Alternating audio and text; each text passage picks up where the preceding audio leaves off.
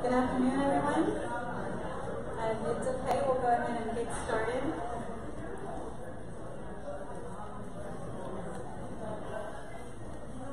Thank you, my name is Lindy Chan. I am a principal planner at the City of Redwood City.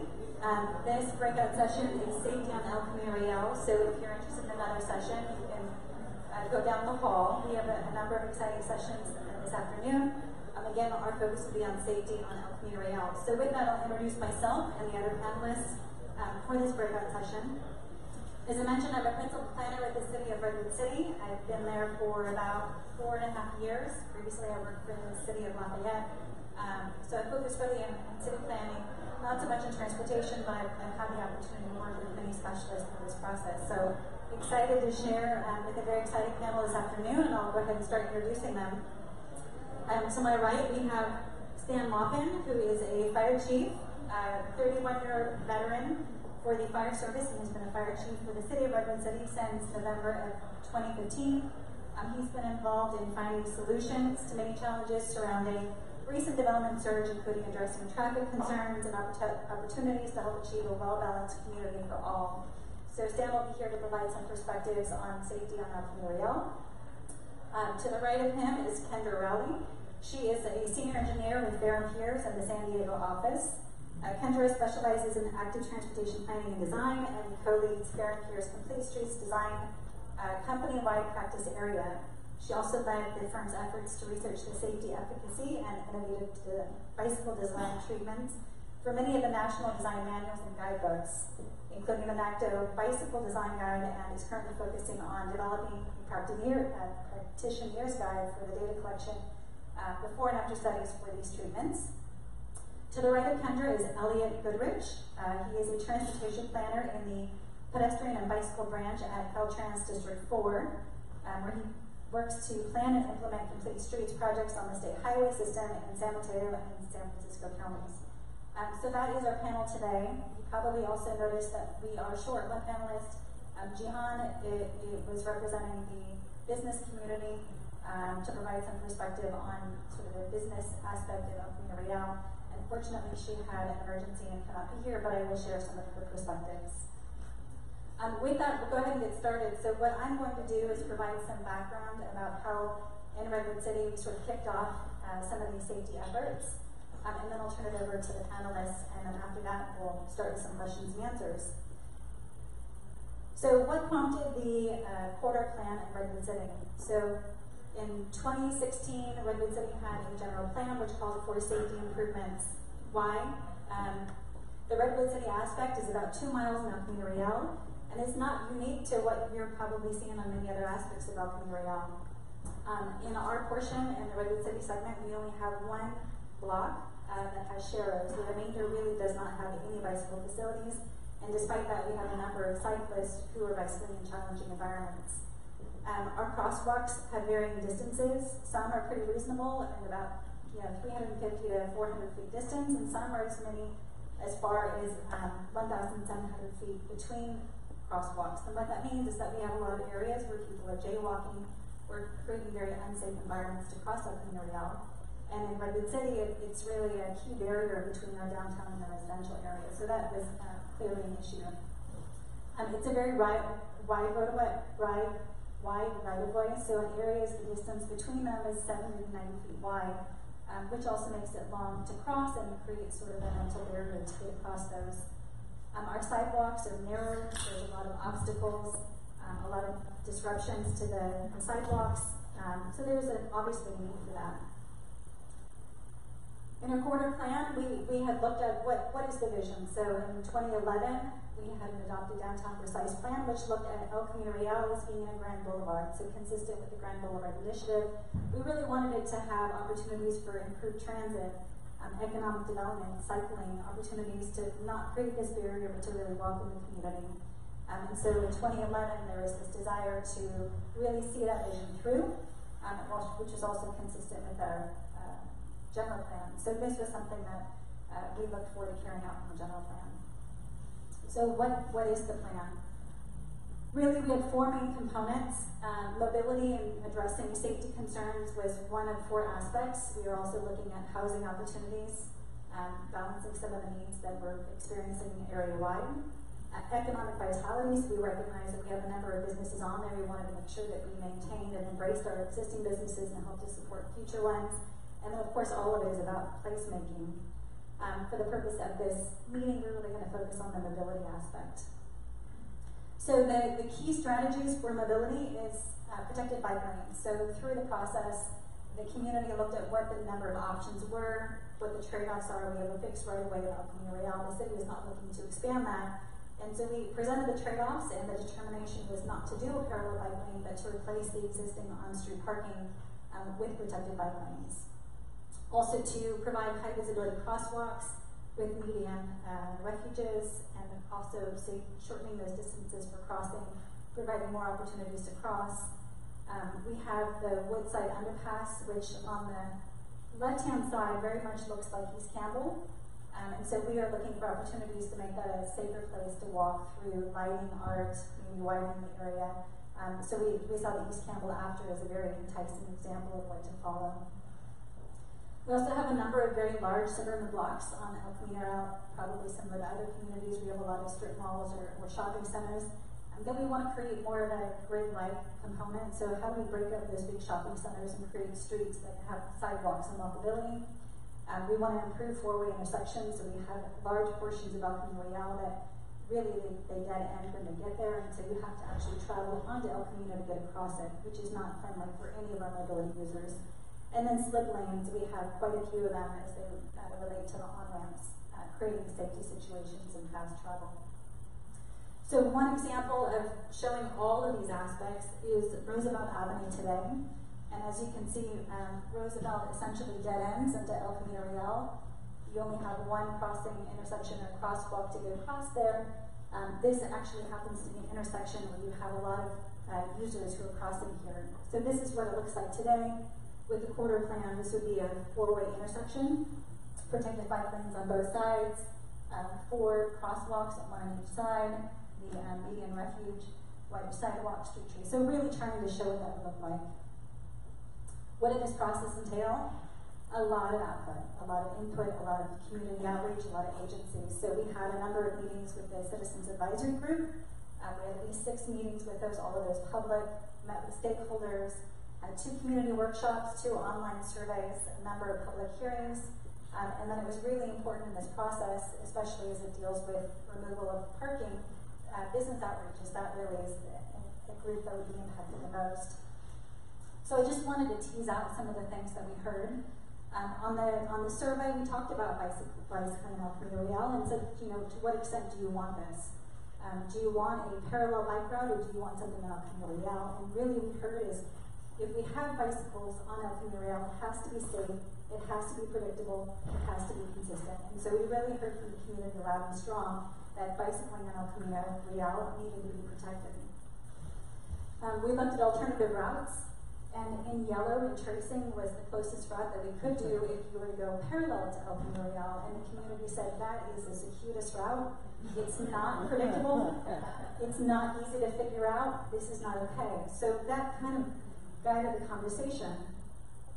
Then we talked about parking. So it's important for us to have data to understand how valuable is parking, how well is it used, how do people like it, how many spaces are there, what is the occupancy of those levels. So we also in the survey say, do you park on El Camino? Do you like parking there? How often do you park there? Is it a comfortable experience? Would you walk? And we got some really interesting commentaries. People don't feel safe about it. People would rather park somewhere else. So we were finding that the experience, although relied upon by the businesses, was not a pleasant one. But again, the data. So we have 270 parallel parking spaces, many of them with time limits. We have many areas on this map that's hard to see, but on the southern end is all red. So already we did not allow parking in a very large segment of our quarter plan. And then within those, we checked to see how often were people using them, with 85% being optimal, and most of them was in the 60 to 75%, not consistently. So we did have a couple of blocks that are in the 90%, but a majority were underutilized. We also looked at off-site areas where people could park and side streets and thought, there's a better way to do parking management. So in all, we heard support for protected bike lanes, comfort to remove the on-street parking spaces, but supplemented with the parking management plan. And we heard heard that safety is really valuable to the community. We also reached out to the businesses. So we recognize that businesses don't have time to come to us, so we went out to them. And we really broke up a group, and we went door to door, and we talked to business owners at their businesses and said, how do you operate? What are your needs? How do people get to work? How do your employees get to work? What interest would you have in bicycle facilities? So we were really trying to understand the operational characteristics and whether or not there would be alternatives to parking on El Camino Real. And we heard a lot of support, and we heard a lot of concern. So we know that with the adoption of this plan, there's still a lot of work to do. We understand that people want options for parking. It should be close by, it should be quick and short term. We need solutions for employee parking. This is all going to be part of our parking management plan, which will take more time. And then, of course, we want to make sure that we address the safety concerns, the traffic concerns, and parking availability for all of the users. Agencies are critical in this process, so we've worked together with a strong team of agencies, from our business groups to our emergency providers. Obviously, Caltrans is El Camino Real is a Caltrans state highway, so we had to work with Caltrans, bus operations, Samtrans, as well as the operations for cleaning and maintenance. And through that, we said, how do we implement this? So we talked about, when looking at this, when you have trade-offs, how do we evaluate? So they came up with these critical goals. So use the right-of-way as efficiently as possible, remove or mitigate bottlenecks, focus on movement of people, cars, transit, and bikes, emphasize safety, and upgrade the overall experience. And so with that, you'll see that the priorities are movement of people efficiently, which includes transit and pedestrians. But parking really doesn't move people, and so that really fell at the bottom of the list once we came up with these goals. And throughout them, really the idea of having placemaking and aesthetics. Timeline, so we adopted the quarter plan in 2017 at the very tail end. That was after about a 1.5 year long process. Following that, in the summer of 2018, we'll talk about a road safety audit, which was done in Redwood City, and really looked at opportunities to improve safety, sort of independent from the quarter plan, but building from it. We also received a grant for bike and pedestrian safety improvements, and that really built off of the corridor plan. So looking at how we could apply this concept specifically in a segment of the corridor. So we worked with Fehr and peers on that, and that concluded in February 2019. And then now we're continuing to implement. So this will continue with outreach, analysis, iteration, and funding. So still a lot of work to be done before we can actually see these improvements at the ground. That's me. Contact information is here. With that, we'll go ahead and move to Elliot, who will talk about the next portion and how we see the implementation subsequent to the quarter plan. Thanks, Lindy.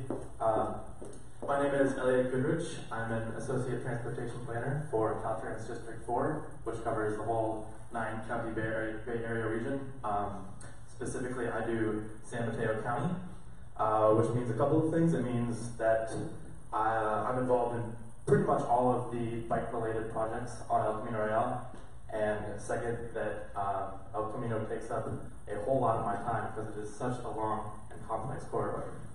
I see that there are a lot more sticky notes for least favorite places to ride than favorite places to ride, and I wonder how many of those least favorite places are on or adjacent to state facilities. Probably a lot. Yeah, confirmed. But fortunately, we are doing some things. We're doing things. We're doing things to help improve bike safety on El Camino in general, which I'm here to talk to you about today. The first one of these is the Caltrans Bicycle Safety Monitoring Pilot Program, which occurred last year. So this was a program initiated by our headquarters Office of Traffic Safety. The goal was to identify and address bicycle-involved high collision concentration locations, or HCCLs, and corridors with a long-term goal of substantially reducing bicyclists' injuries and fatalities on state highways. So what our headquarters team did was look at statewide collision data from 2010 to 2014, parse that out by bicycle-related collisions that were severe or involved fatalities, and parse that out further by post-mile to identify two types of HCCLs, which were spot locations and corridor locations. And then from then, they passed those spot locations and corridors on to the district traffic safety units, and they sent investigators out to look at all of these locations. You can see in the bottom left a heat map for Redwood City. I think this was actually prepared by Fehr.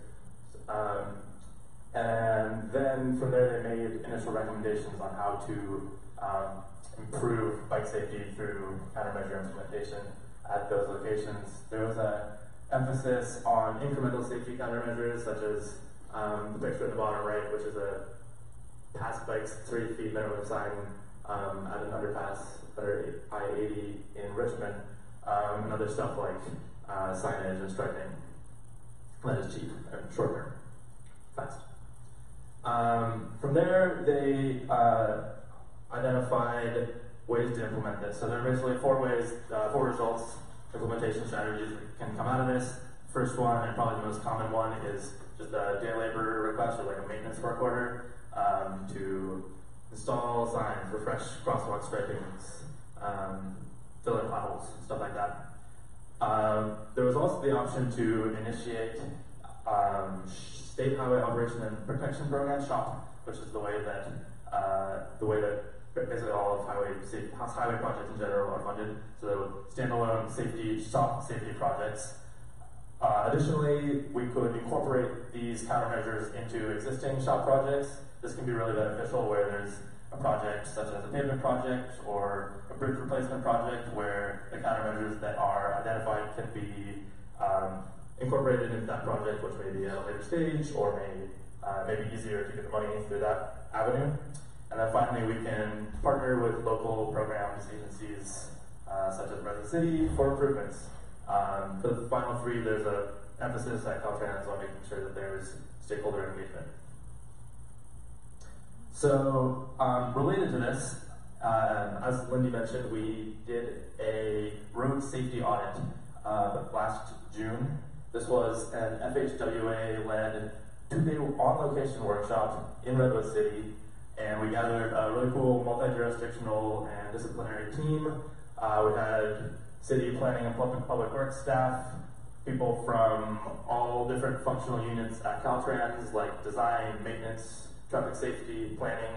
We had people from public safety. Stan, I think by delegation, wasn't there, but he sent some pretty awesome representatives, and bike advocates. Someone from SVBC was there. And together we all spent 2 days in the field and also in the conference room talking to each other.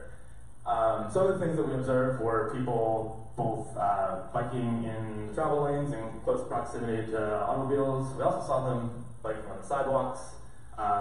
We identified the Woodside Road El Camino interchange as a very challenging location because of poor lighting on the undercrossing and also really difficult ramp crossings. We also saw bikes using pedestrian hybrid beacons, which are normally thought of as pedestrian infrastructure elements, but the bikes were there. And so out of this road safety audit came a suite of recommendations that we as a team put together.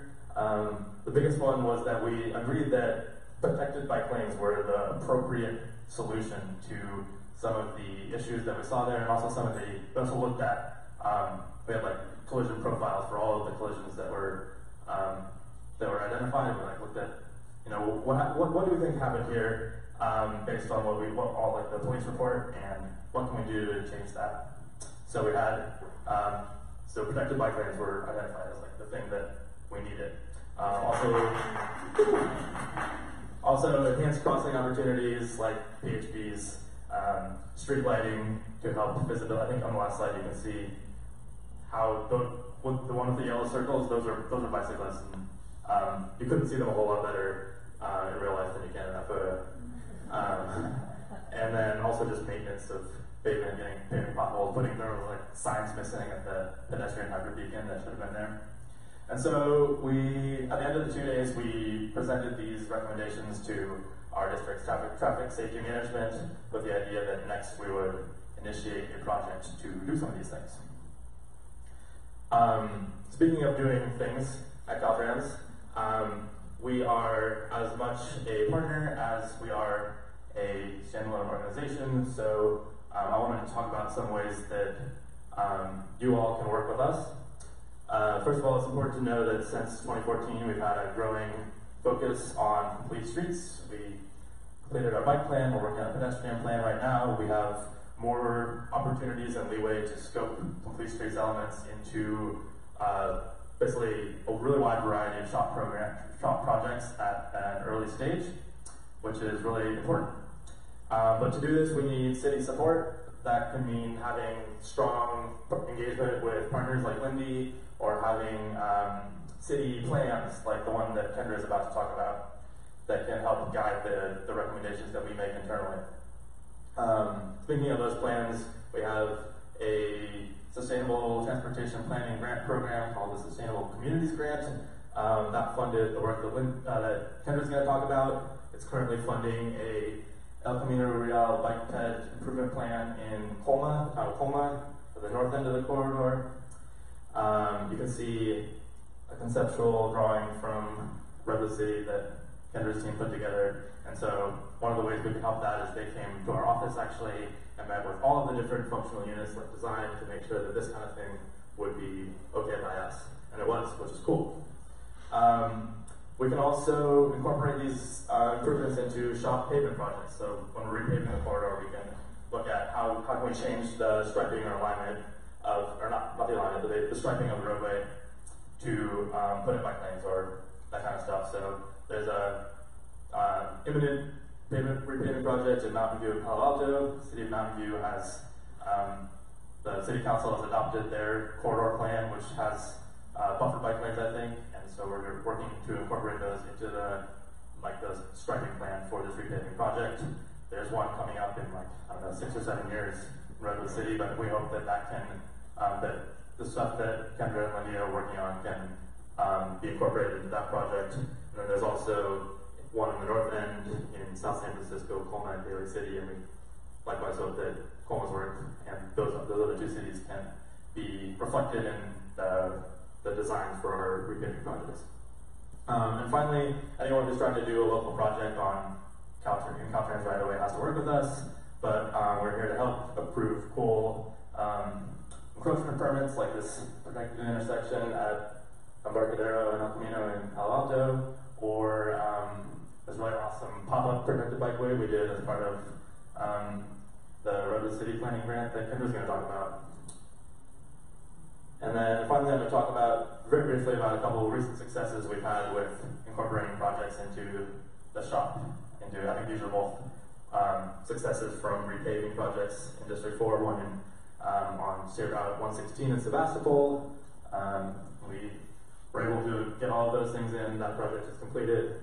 There's another one coming up this fall that will put in other cool complete street elements. And so these were done through projects that were already funded through Caltrans, and by working with us, the cities were able to achieve some of their goals.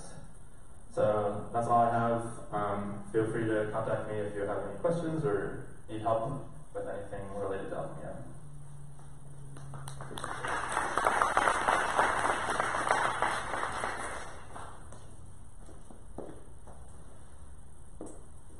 Good afternoon. My name is Kendra, and I work for Fehr's transportation engineer planner.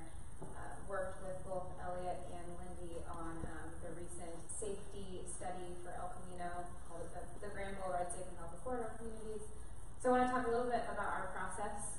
So I'll talk about some background first, and then share our final design concepts with everyone before talking about some key lessons learned.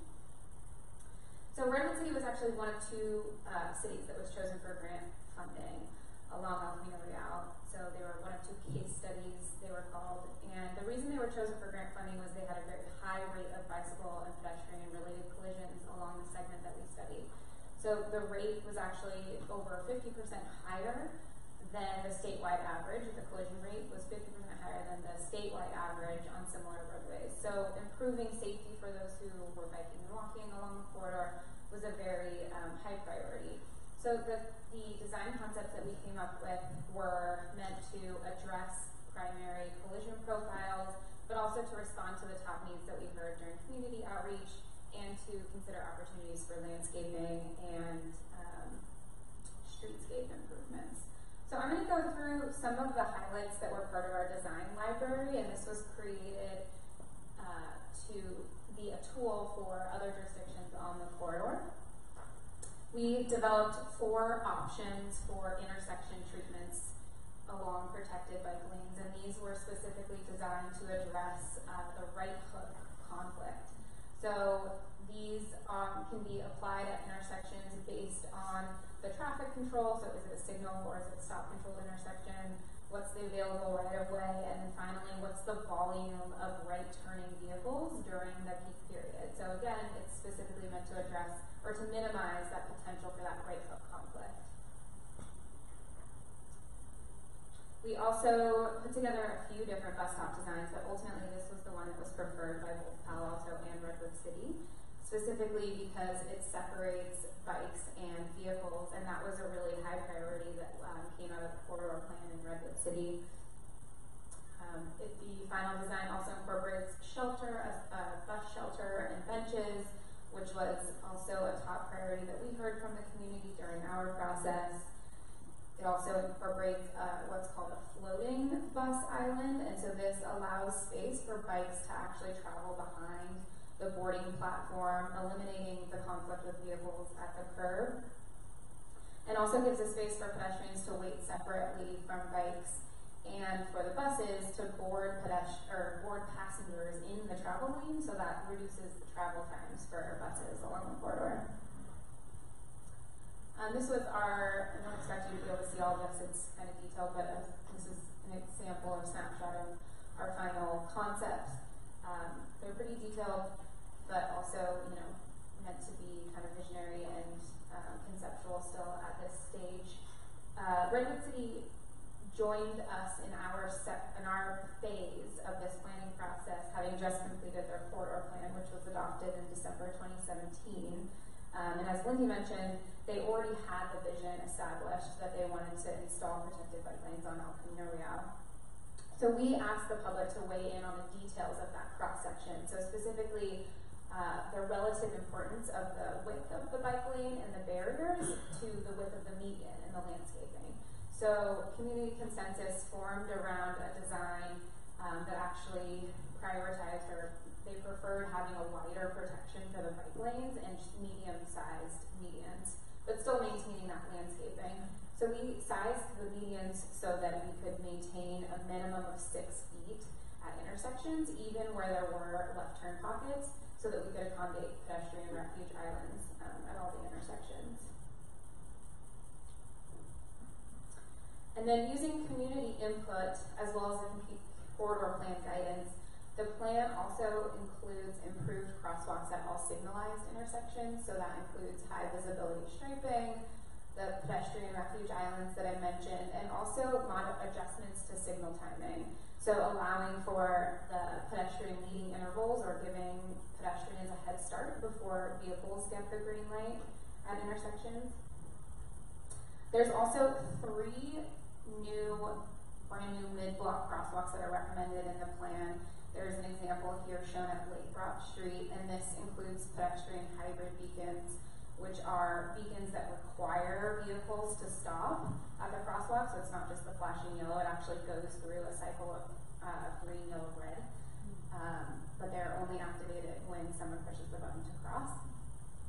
So this example here at Lathrop Street will connect to a future bike boulevard, and it also allows for equal spacing along the corridor of 300 to 400 feet for crosswalks, so more frequent options for crossing the street, and those were only placed at locations where the land use indicated that there would be a pedestrian demand there. Street alignments were also a mobility and a safety concern along El Camino. So none of the intersections in our study segment actually connect streets across El Camino, so it forces pedestrians to travel along El Camino in order to get across. And also complex intersections were one of the top collision profiles for our study. So our study was able to build on the corridor plan by showing what some of the corridor plan identified the need to realign some of these side streets, and then our study built on that by showing what those identified locations could look like if those streets were realigned. So this is an example shown at Main and Redwood Street, Redwood Avenue, which was a desirable location to cross that we heard from the community. It shows what it looks like today in the top left-hand corner with these large concrete islands, these slip lanes, kind of faster vehicle speeds, and then what it could look like if Main Street were realigned with people walking in mind. So easier access across El Camino, squaring up the corners, just slowing vehicles down, better visibility for pedestrians overall. And then what it's also showing is that these potential roadway realignments often present opportunities for new plazas or additional landscaping, sort of active uses, like that little seating area plaza that we're showing in the top left-hand corner of that bottom photo. Another purpose of having these case studies and going through this process was to put together some guidance that could be adapted to other jurisdictions along the border. So we developed a report that has a comprehensive list of key lessons that we learned during the process and also guidance. And this includes a design library that has a menu of treatments that focuses on quick build opportunities and streetscape design, forms of separation for the protected bike lanes, as well as safety at intersections. So I'm going to go through these pretty quickly. The first one is just how important it is to tailor the approach to the stage of the existing vision. So both cities that we worked with were in very different stages. Redwood City already had a vision, so we were able to focus on iterative design with them. Palo Alto, we met them a lot earlier in their process, so their vision was much less developed. So for cities like Palo Alto, it was really important to develop a set of cohesive goals. So you need to be able to answer that question, why are we doing this, when you meet with the public? And those goals can be, or should be, driven by data, so collision data, or policies, so previous plans, and stakeholder priorities. Identifying strong project partners is also really important, and the specific stakeholders, some of them will be important regardless of jurisdiction, so those that have kind of a shared vision for the corridor, and then others that are really clued into that specific community. We also were able to use a range of outreach formats and venues. So between Palo Alto and Redwood City, we actually used all of these different formats for outreach. So pop-up workshops where we bring the workshop on the road, used venues such as farmers market and different events, but we also, I think it's important for our jurisdictions also to consider more unique venues like community centers. We did one in Redwood City that met at a community center during a free grocery distribution day, and so we were really able to meet with and hear from a higher proportion of Spanish-speaking and transit-dependent residents that way. So that can be really important, just thinking about unique venues. And then focus groups, who are those unique user groups that you need to hear from, like PTA or neighborhood associations. And then even the traditional open houses still have a place. We actually did one in Palo Alto because the community was expecting that. And then obviously having online surveys. We created kind of an online workshop where we brought the experience of the in-person workshops online with the same materials and the same questions. And I think that was actually one of our bigger successes on the project. We got a lot of good participation there. And then finally, the living preview. This was very exciting, kind of a dynamic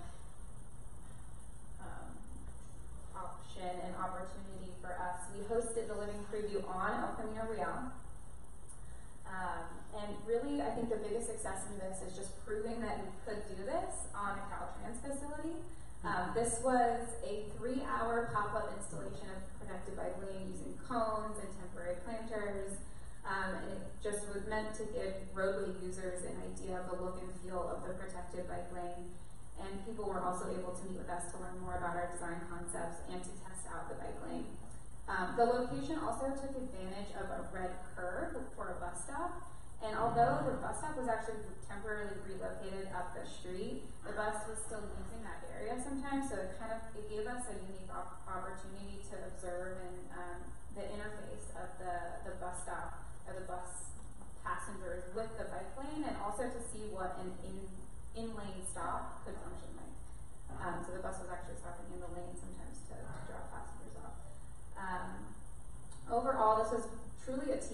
to get the Caltrans encroachment permit, the bus stop relocated, the traffic control implemented, and just to get all of the event materials gathered and installed. So some tips that we have for future jurisdictions, if they're considering this, is to advertise early, to consider coordinating with other events, so organizing something like a group ride through the protected bike lane, which I think is happening tonight actually. And then also to coordinate with as many community-based organizations and businesses on the corridor as possible. This really should look and feel like and be a community-driven event. And then finally, just really quickly, the last two best practices or lessons learned. Using the collision, I'm looking at my future slide for this one. Developing effective visual communication is really important. The plan view drawings, so top-down drawings, like the typical engineering drawings, are really hard for the general public to understand. So using other tools like clear icons, visual glossaries, 3D renderings, that was really important in order to really get our concepts across when we're going to the public. And then Elliot alluded to this, but using collision profiles, trying to really dig out what are the trends, what are the issues that led to the collision. So not only looking at the geographic location of these collisions, but what about the built environment, what trends do we see that's related to the built environment, or to maybe like potential design flaws, so that we can come up with countermeasures that directly respond to those issues. And then also using the community input in the same way. So we wanted to show kind of a direct response to the issues and actually pair the countermeasures with the community comments and the collisions. And then finally, this kind of goes back to, depending on what stage of visioning the city is in, your performance measures will be at a different scale. And we found that again because both cities were in very different stages. For cities that are in earlier visioning, those metrics should really stay at the corridor level so that you can easily compare different alternatives. And if a city already has a preferred alternative, those metrics can dive a little deeper and be on the intersection level or even on the treatment level, so that you can compare and communicate the relative benefits of certain elements of the preferred alternative. And we're doing questions at the end. So with that, we're going to do perspectives. We're going to start with Stan, who's going to provide some perspectives from an emergency safety standpoint. And then I, on behalf of Jihan, will provide some business perspectives, and then we'll kick off some questions. So in the fire service, there's two things that we hate. And one of them is change and the way things are. So we're difficult to please a lot of times. As we started, we've had a response model that's worked so well for us for decades. Big red fire engines, big red ladder trucks, and our demand for service has skyrocketed over the last couple decades also. In Redwood City alone, we answered over 11,000 calls in 1 year out of 7 fire stations. And so we're on the road quite a bit.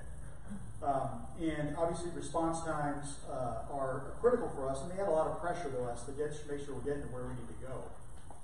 Our average response speed recently is only 19 to 20 miles an hour due to congestion and the different things that we have to jockey around. So as we started listening to transportation infrastructure changes, we started getting really nervous because we thought we needed to have wide open streets that we could move fairly quickly down. And the three things that we're most concerned about is flow, maneuverability, and access. So when we started looking at El Camino, we said, our first reaction could very well have been, nope, we're totally against this. We're going to fight you every step of the way. But as president of the San Mateo County Fire Chiefs, I was talking with the other colleagues, and we said, listen, we're trying to hold back the tide. This is coming. This is necessary. It's important for the community. So we need to get engaged in how do we get our concerns heard and then work together to come up with some solutions that satisfy everybody. So for us, when we looked at El Camino specifically, the first thing we're talking about is flow. El Camino is obviously one of the most major north-south access corridor that we have in public safety. Fire engines, ambulances, police cars need to be able to use that corridor to get to a lot of places very quickly, whether it's something in the community, going to a hospital in another community. We cross city boundaries all the time, so we needed to make sure we had a flow that continued to work for us and allowed us to get to where we needed to go. Maneuverability. Like I said, we had a lot of large equipment that has to move fairly quickly, and so when we started looking at the arteries that come off of El Camino and the different options for protecting the citizens there, we had to be able to make sure we could maneuver around those and get into the neighborhoods that we needed to get into. So we had to look at compromises there. And then the other one is access. And it's access to the structures on the corridor. If we have a fire or a medical emergency or something on an address on El Camino, we still have to be able to get to it and operate at that address. We've had a lot of discussions about protected bike lanes, which I fully support. But we have to look at what kind of protected bike lanes we're using. For example, we have to be able to have ladder access to the buildings. We have to be able to get our hose in there. We have to be able to operate in front of the building. So the type of protection off of the bike lane is critical to us as how it's built. One of the things that we really we recognized early on was this necessity to work together and come up with some ideas to fix this. And I think we had a very well involved process. We included everybody that needed to be talked to about it. But what it did for us was, as we moved away from this plan into other parts of the city, that we were looking at some infrastructure changes. It created a relationship among city staff that not one department goes and says, we're going to do this, and then come back and like Lindy was referring to earlier, saying, okay, here it is, now you got to deal with it. We all sit down together and work through the ideas and figure out how is it we're going to make this work for everybody. To the point that we'll look at a street that we're going to do some road dieting on, either speed bumps, speed humps, speed tables, or something like this, and we'll lay it all out, and we'll bring the fire engines out, we'll bring the police cars out, and we'll run through this to see how it flows, and make recommendations at that point to see how it meets our needs as well as possible. With this corridor plan, I think we've reached a place that is going to work well for all of us. And again, the fire service and emergency services, in the past, we would kind of like said, forgotten about, because we're not part of the data that gets considered when you look at how to build the infrastructure. We're that kind of like a video game where you have some things flowing, and all of a sudden we come burping into the middle of it and screw everything up by being right in the middle of the flow. So the fact that we're doing this has just taken us to a new level in Redwood City. And again, through the County Fire Chiefs Association, we're working hard to kind of bring that mindset into the other communities in San Mateo County also. And I think we're making a lot of good headway. When we talk about grants and grant funding, whether it's also traffic signal preemption, which is huge for us, which allows us to, that's turning the signals green in our direction so we continue to move at a steady pace, but keep traffic ahead of us out of the way. We're looking extensively at that. The stress that comes from operating a piece of equipment in that manner is something that has to be kind of experienced to be understood. When you're driving a large piece of fire apparatus and things are starting to delay you or starting to cause you have to make reactions that you weren't planning on, the stress level of the driver goes up, then his or her abilities to operate safely start degrading. It also causes the crew to have to look at how am I interacting with the traffic and what am I trying to force the traffic to do. So the smoother we can make the flow, the better off we'll be. And I think through these plans and doing the necessary changes, we've got a program that's going to let us do that in a much smoother fashion. I had a conversation with somebody just before the panel started who was working with an agency in San Mateo County where the fire service maybe isn't as welcoming to these ideas and changes, and we talked about how do we work together to try to figure out how to help the change be understood by that agency, and how do we get through that process. So it's absolutely our goal in the Redwood City Fire Department to make sure that the changes that are coming to our community to make it a better place to live and work works well with everybody, but we know we're part of the equation and not, again, a blocking force and obstructions force. So with that, I'm going to cut off there and leave the questions.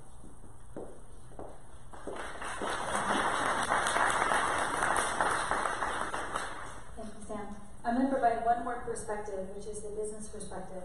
So, Jihan Bayan was supposed to be here. She is actually a owner of Cyclismo Cafe in Redwood City. And while she does not have a business directly on El Camino Real, she has some similar characteristics of challenges that we're looking at for El Camino Real. So, for example, her business is on a street that has been closed through traffic.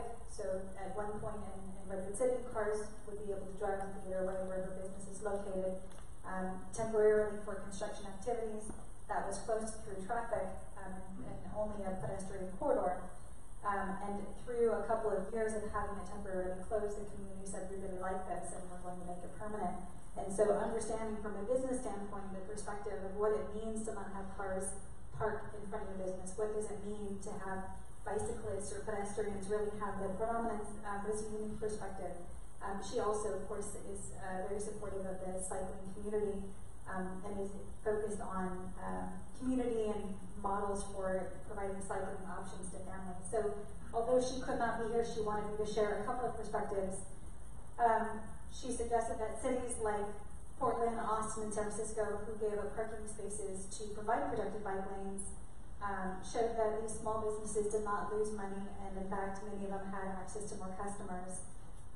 The only businesses that have been affected seem to be those that provide full shopping experiences, like grocery shopping, but the small businesses have not shown to be affected in the same way. She also indicated that people who arrive using transit to bike spend more money per trip. So for coffee or movies and then a meal versus those in cars, and make it into an event rather than an errand. She also indicated that those who ride bicycles tend to prioritize small businesses because they move at a much slower speed than those in cars, and that they really get to see and enjoy what these small niche businesses are offering. So she actually provided a very I think, good perspective on what cyclists can do for the community and what the alternative for on-street parking.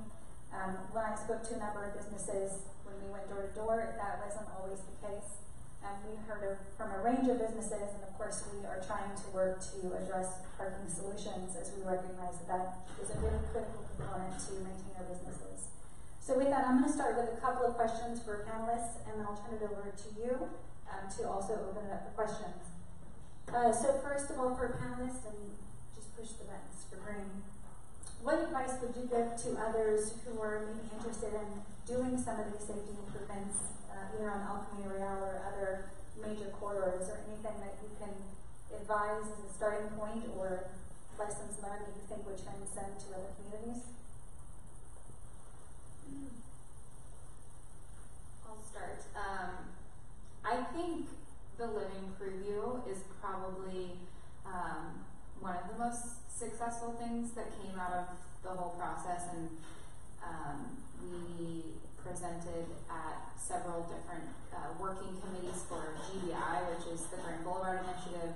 It's kind of the vision for the entire corridor of El Camino Real, and there was a lot of interest in that type of an event, and I think is a really good opportunity to talk to the public about something in real life and have them experience it, and just offers a good venue for discussion. And also just the more that the community is seeing that type of thing in real life, even if it's just temporary, the more comfort there will be around that type of change.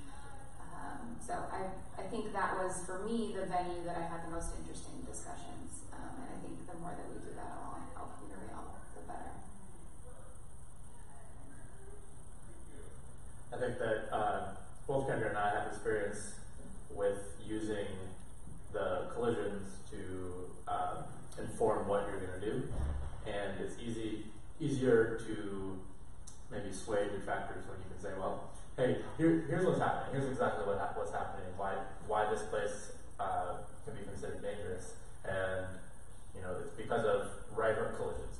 Drivers aren't seeing bicyclists, and so and then you can lay out something like the menu of crossing options that Kendra put together and say, well, these are the things that specifically address that, and this is why we need these things that may look unfamiliar to you, but when you can show how very specifically and tangibly those strange new bike facility menu items can improve safety from a data-driven perspective, it can help people kind of understand the necessity for them.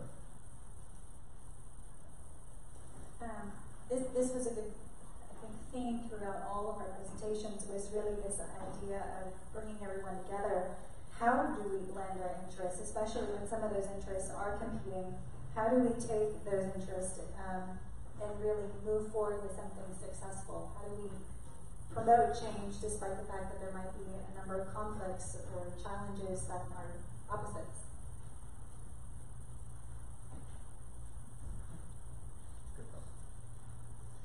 Well, I think as I was mentioning earlier, is the early engagement of all stakeholders, but the ones that you don't think of, the ones that you really got to sit down and look at who's going to be using this infrastructure, who's going to be there, and again, the very focused perspective on my part is public safety. We saw a lot of, prior to our involvement, we saw a lot of the word safety on there. And people were thinking safety, safety, safety, and they forgot that there was the other aspect of safety, was us being able to provide that service. But I think the depth of involvement with being able to, I think as Dave was talking earlier about showing what the change is going to look like, some pop-up examples, helps all the stakeholders understand what they're being asked to look at and what they're being asked to consider. So, I think from a little different perspective, I think that coming from an organization where it's many people's very specific jobs to kind of, their jobs are focused on very different things. It's auto throughput, it's, traffic safety often has, it's traffic, it's automobile traffic. And so being able to, I think a big thing is being able to show really cool things that the city's have done. So I think that you guys as leaders is really important for larger, more siloed organizations like ours. You can show that the community actually wants something where people who may have more old school views on transportation may not believe that that is what people want. I'll just add that having that set of goals from the very beginning is super important. Something that you can always kind of point back to, and also something that is developed alongside the community, so allowing the community to weigh into what those goals are, specific stakeholders to weigh into what those goals are, and then using that set to always kind of fall back on and point to as to maintain consistency and kind of keep everyone on the same page as much as possible. I'm going to ask one more question, and then I'd like to hear from the audience. One of the challenges with Redwood City is we have a 2-mile segment. A majority is within our right-of-way, meaning that we have control of both sides of the right-of-way, except for one segment. Redwood City is on one half, and the county is on the other half. What we've heard, feedback, was to do all 2 miles at once, so that there is a continuation and expectation. Drivers know to experience. Cyclists have a sense of permanency, and we get it done. The challenge of that is cost and not being able to iterate. From a panelist perspective, can you weigh in on, we have this adopted plan, we have the momentum, now what? Is it better to just do piece at a time and get developers to do it when they can, or to do pop-ups and temporary installations? Or is it really better to wait until we have the full commitment, have it done once and done right, and really build sort of support and comfort in a more permanent facility?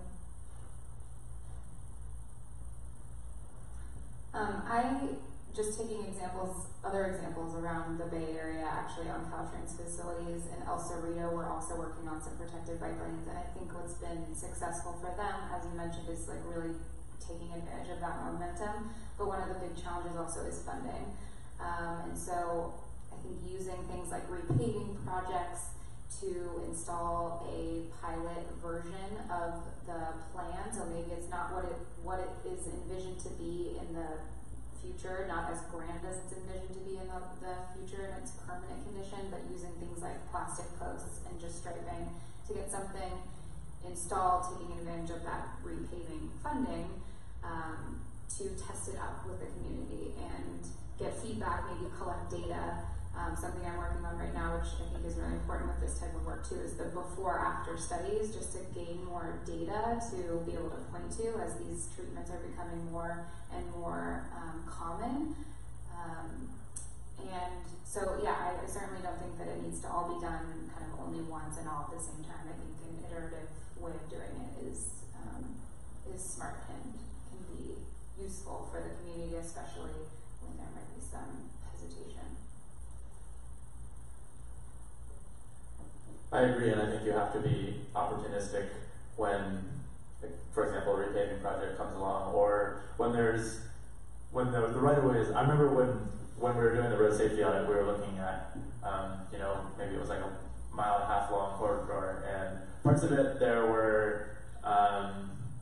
was lots of parking, and Lindy and the city they had reservations about, just coming through and taking it all. But there are other parts where there was like a 19-foot outside lane. Why shouldn't you just go in and put in a bike lane? With that, I turn it over to questions.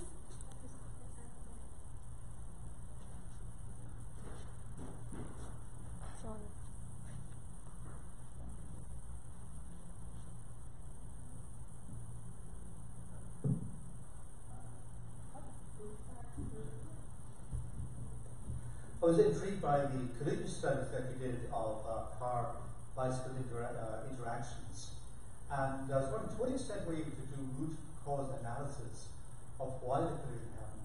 You're going beyond where a driver turned right and did right hook and hit the cyclist. Were you able to dig any deep to find out why the driver did that? Was the driver distracted with his cell phone, fatigue, anything like that?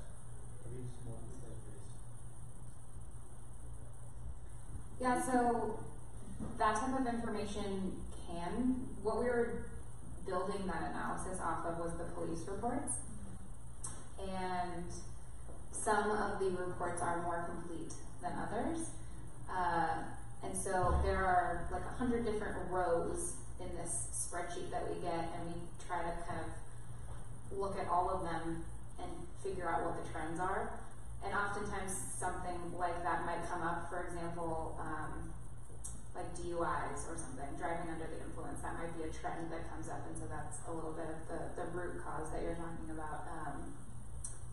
Or time of day might be another thing. So if a lot of the collisions are happening during night, and you're seeing they're happening at a certain location where there's maybe no lighting, that can be another way to look at kind of another cause. But it's a blend. Yeah. Actually, the picture up there is my wife. I guess one of the pop-up light lines there. There were a couple. I went to the other breakout session on sort of the infrastructure thing. I don't quite remember what the jargon was, but for getting these things done, it seemed like the emphasis was to do the whole corridor or do the whole vision that you have quickly, but it won't be the final design. I think it's up to the 90%. I don't remember the jargon. My real question though is, okay, we got perhaps 2 miles of El Camino, but El Camino is a very long what it is, 20 miles long, or if you count Santa Clara County up to 40 miles. And bikes really do cover a lot of distance. How do we get the other adjacent communities to buy in on this? I know that for a while, Atherton, which is just to the south, was starting to think about it, and they got cold feet and stopped. And then Menlo Park, again, actually I think even had consultants involved and things like that, and it looked feasible. And then all of a sudden they got cold feet, and parking was a big issue. There's allusion to the emergency services saying, we don't want it. How do we get the whole corridor done? Or a bigger chunk than just 2 miles?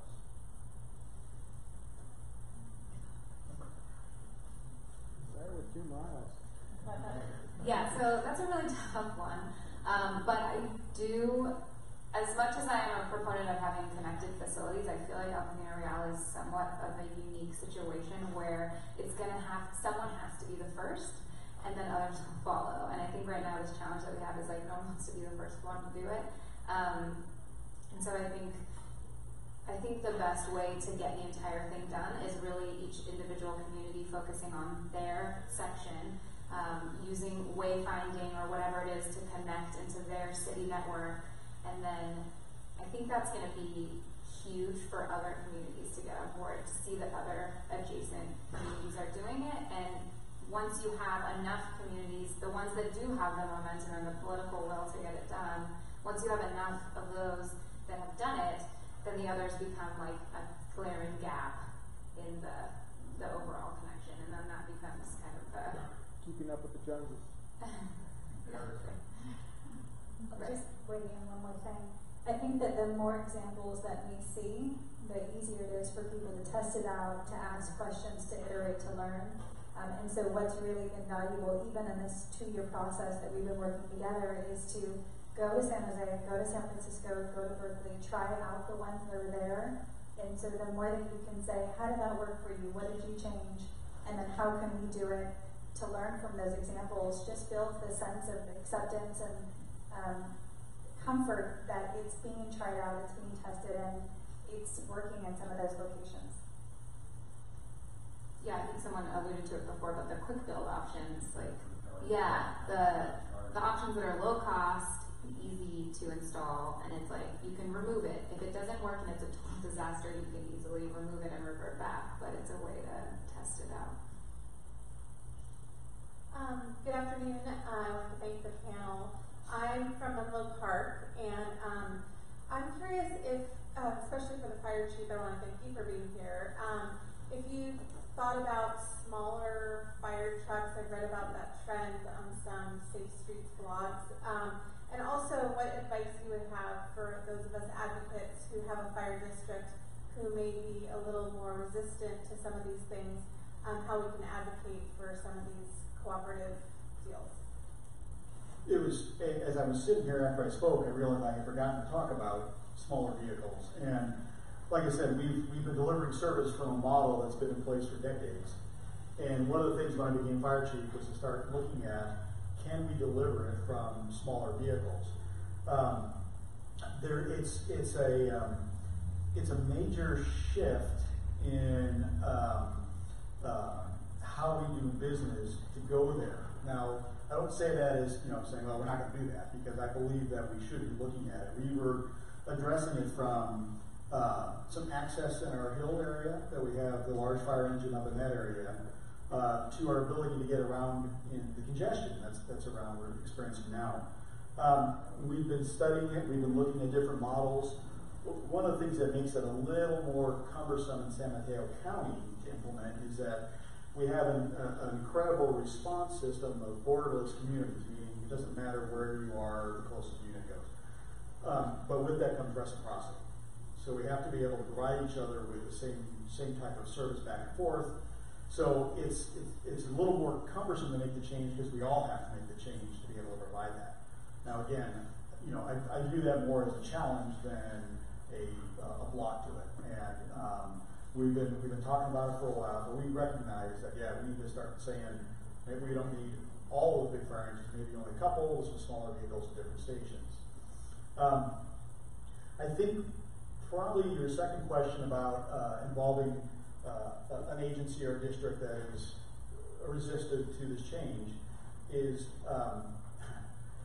one, persistence, but I think the ability to try to engage them and bring it to them if you have to just kind of get your foot in the door and start showing them examples. Appeal to their mindset by saying, hey, we want to try this.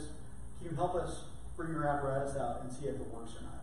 Because it's easy to say no from a position of crossing your arms, but if you say, hey, we value your opinion, we're going to set this little cone course up for your example of what we're trying to do, and let them come out and see it go, okay, maybe it's not so bad, and kind of work that way.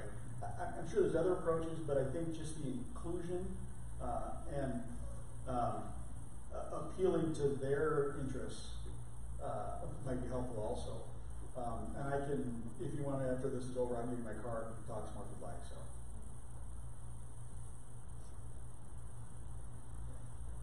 Hi, I'm Andrew Shue with the SBEC board. First of all, thanks to all the panelists for agreeing to participate in, I think, what is a rather challenging topic. I just wanted to follow up with the earlier question here, kind of aimed at Elliot, because possibly I think you might be the only one that's in a position to answer, but so maybe I'm just a little bit naive and ignorant, but years ago, someone decided it was a good idea to pave all of El Camino so that cars could go through it. And it's, to me, a little bit frustrating that I think we all recognize that there's a problem. That is like, nobody's getting anywhere on El Camino when they drive. I mean, whether they're looking for parking, whether they're just stuck in traffic or trying to, deal with pedestrians that are jaywalking or whatever. I mean, it's this, kind of this major problem. And, what's it going to take for everyone to realize that, hey, we do need to change the traffic flow so that, emergency vehicles can get through, bicycles can ride on there, people can walk. I mean, isn't there, why is it so balkanized at this point? Because years ago, someone thought it was a great idea to pave the whole thing so cars can drive all the way through.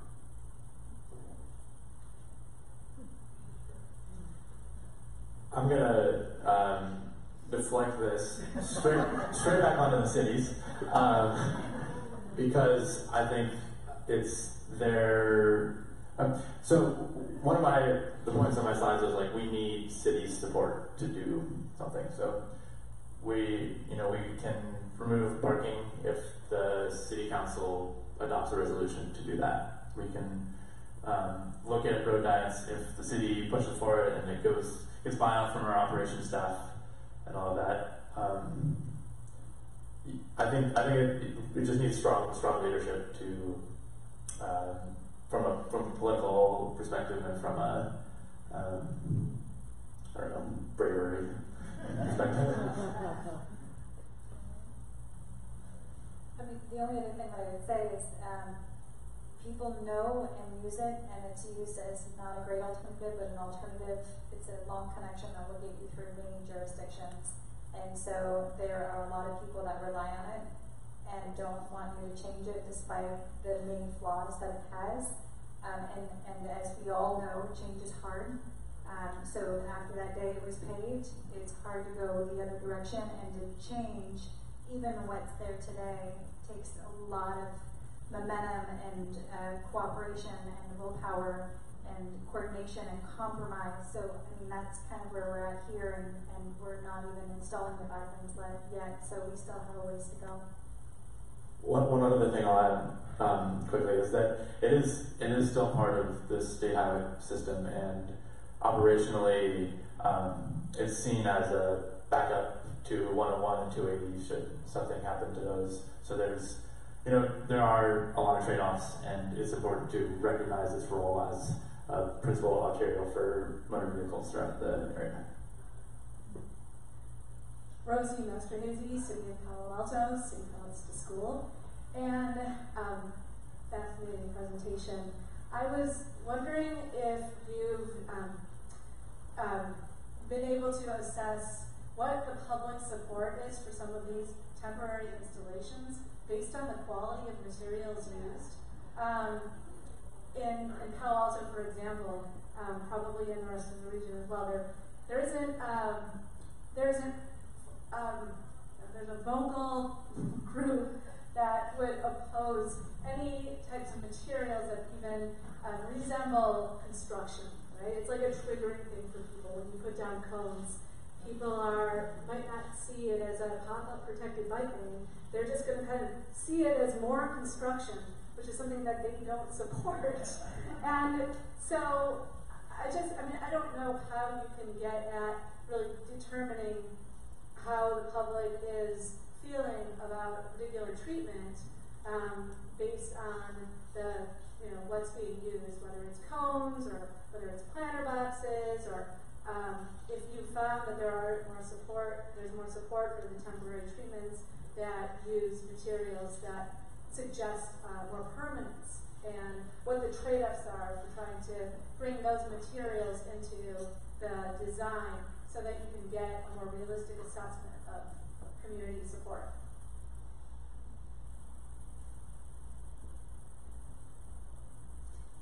Yeah, that's an interesting question. I think the temporary planters were great, and they worked really well.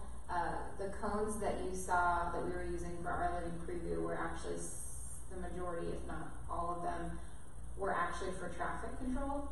So they were required by Caltrans just to show that the shoulder was closed. So in a way, they were sort of a construction thing. But I didn't get the sense that was an issue, at least in our specific case. But I do think that the planter boxes are very aesthetically pleasing and looked good and worked well for our purposes. That being said, that's probably even in some ways not realistic for what the future bike lanes will actually look like on El Camino, just because of the space constraint. Well, depending on where you are on the corridor. So I think setting realistic expectations for something like a pilot program that's going to be installed for a longer period of time, still not permanent but longer, is good. And yeah, I mean, the trade-offs, I think, that's the purpose of those quick build materials, is that they're cheap and they are temporary. I haven't necessarily, I guess I'm wondering if it's the color or something that triggers, like if they're orange, because the soft tip posts that you use for pilot projects that I've seen used are white. I don't know if that's less obtrusive looking, or if that still is triggering, but I haven't specifically ran into that issue with the white posts. They are actually, it's interesting. I think typically the posts, they all look the same. They were the white skinny, narrow things. And I've seen different companies come out with many different options for that. Actually, one that I was looking at recently when we were putting together the design library for Redwood City was more of an artistic one that was it kind of looked like a wave, but it was still soft hit. So I think we're starting to see more creative examples of that. That doesn't, just look, because I mean those don't look the best really, those posts. Yours was only 3 hours, right? Yeah, our installation was just 3 hours. So we used the planters. We had a lot more room in our location, so we used the planters, and I think they looked really good. Yeah. So we're running out of time, so we'll be able to take 2 or say at the max 3 more questions. So you get up there.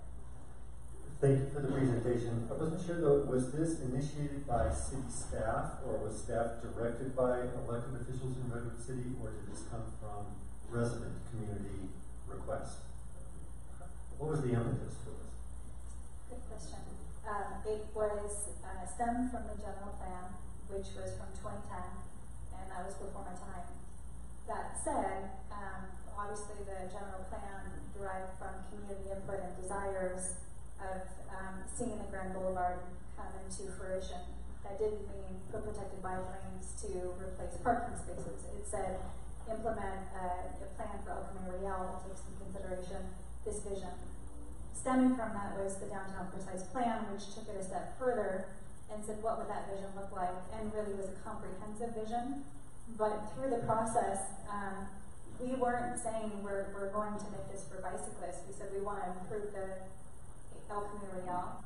We want to hear from you. What do you want to see? And quite frankly, I was very surprised by the amount of community members that said, this is what we want to see. And quite frankly, I think that that's how the council ultimately was comfortable with doing something that on the surface seemed like it would be very resistant. So we at all of our meetings had a lot of people that came out, and I think a lesson learned was, to the extent that the community that supports this comes out and talks about it, sends emails to the council, attends the meeting, really speaks to feeling supported to be bold and to take this step. And I think it surprised myself and maybe many others that this was, at least once we adopted the quarter plan, what we were hearing the community say was desirable.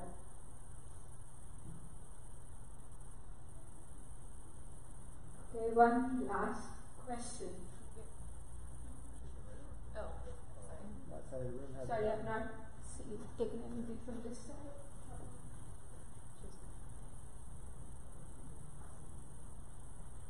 Let's see. I had a quick question.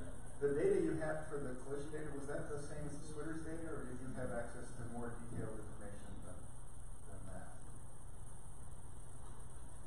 It's from Tim, so it's geo. It was the same thing. Coded, yeah.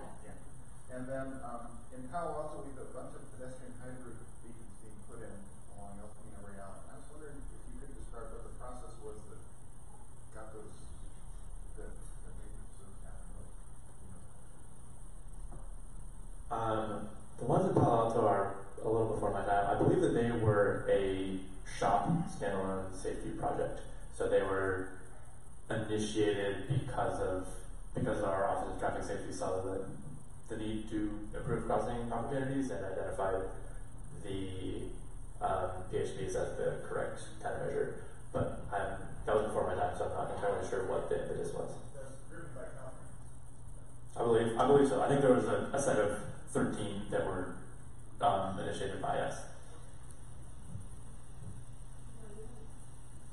I think that's it for our time. I want to thank our sponsors. I would like to thank our sponsors and thank you for attending the session.